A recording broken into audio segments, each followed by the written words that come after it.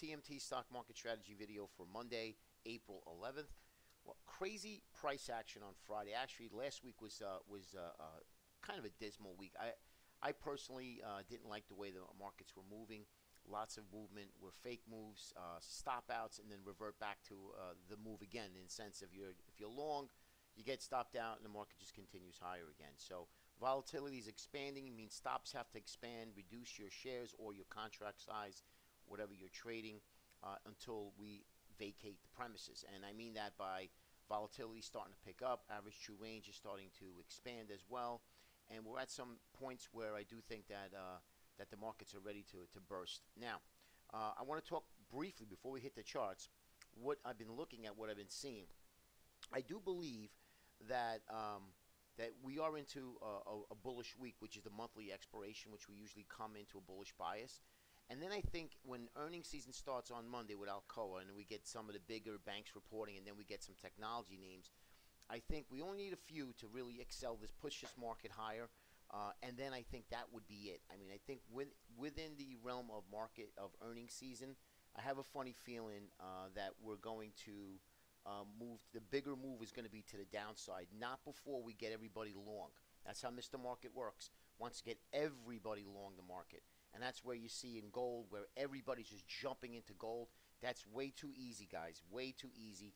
Bullish percent gold miners are through the roof. We're overbought extensively within a 6-run market rally. Yes, we moved higher again on Friday with gold and the gold miners.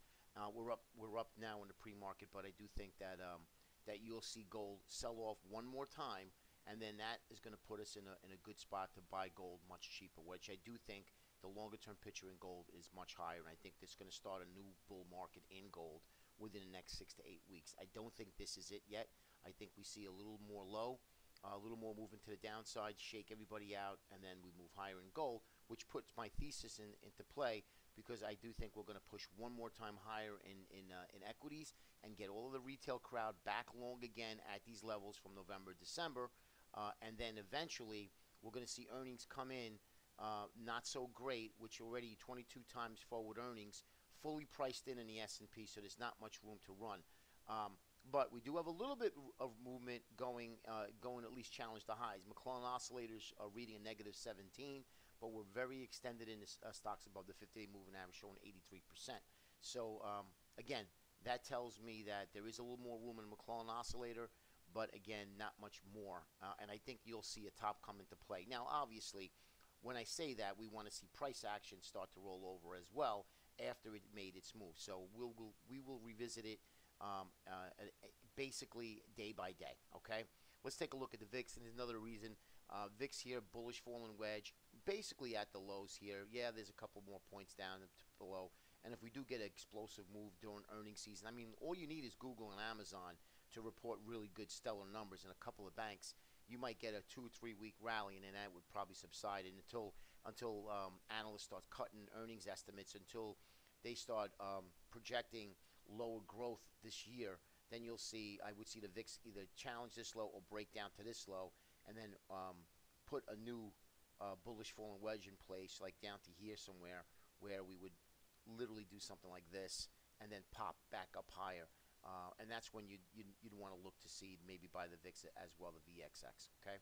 Next is the spiders daily. You could see that we're sideways now. So I mean, we're unwinding the overbought readings. So it is a bullish sign, and that's why I'm thinking, it's too easy to get short. So we get a big pop up this week, maybe follow through for next week, with some chop, of course, some down days, and then test these highs up in here, and then we start to roll back over again. Now remember, it hasn't happened yet, but that's what I'm assuming how Mr. Market works here. Okay, let's take a look at the weekly chart, and you can see based on the weekly charts, we did get a pop up out of this downtrend of RSI, but look, guys, we're still underneath this trend line from 2012, which was a big bull market here. Look what's happening now. Now we're challenging it. We can't even get above it. So this is the weeklies look terrible, and the dailies look okay. So the weeklies do take precedence. So I'm looking at maybe even challenging this high, back underneath this, and then fail on the weekly chart. Okay, that's the spiders. Take a look at the transports daily, and as you can see here, now we've broken down back below this downtrend line again. Maybe we rally to it again, and then we start to fail. But look at the weekly. The weekly charts, as you can see, this big head and shoulders pattern. We tested the right shoulder. We broke back above the neckline, and now we're starting to revert back down again. Okay, these areas are going to need to hold, and transports needs going to need to continue because it is our leader here. Okay, you can see that clearly. It is deemed our leader. IWM daily, as we all know, it's a great gauge of risk on, risk off. And look what's happening here. We can't even get above the 200, where a lot of the other indexes that we showed you are above the 200. Okay, so something interesting to keep an eye on here, guys. All right, look at the weekly chart. The weekly looks just horrendous. Big head and shoulders triggered, back tested the neckline, and now looking to go back down. You lose that 200 on the IWM weekly, I think you're going to get a big flush down here, which would be the target of the head and shoulders weekly, and then ultimately down here at 76 bucks on the weekly chart.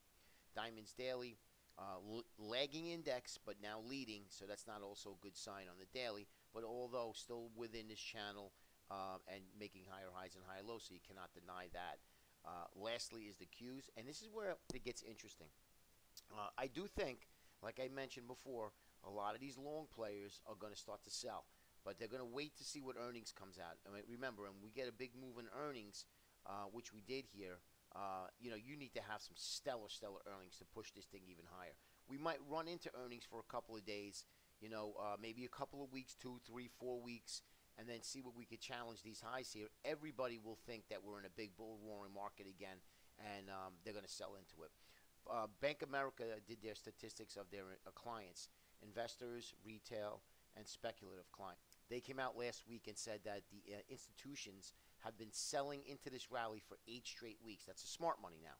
Okay, they've been selling into this rally, so they do not believe that there is a new leg up in this bull market. Otherwise, they would be holding their position. So just wanted you to make that note and take it with a grain of salt. Take it with a grain of salt to make sure that my analysis works with your analysis and your trading. Okay. Make sure you put your stops in place. Going to be very, very interesting and exciting week this week, guys. Have a great day. Talk to you tomorrow. Bye-bye.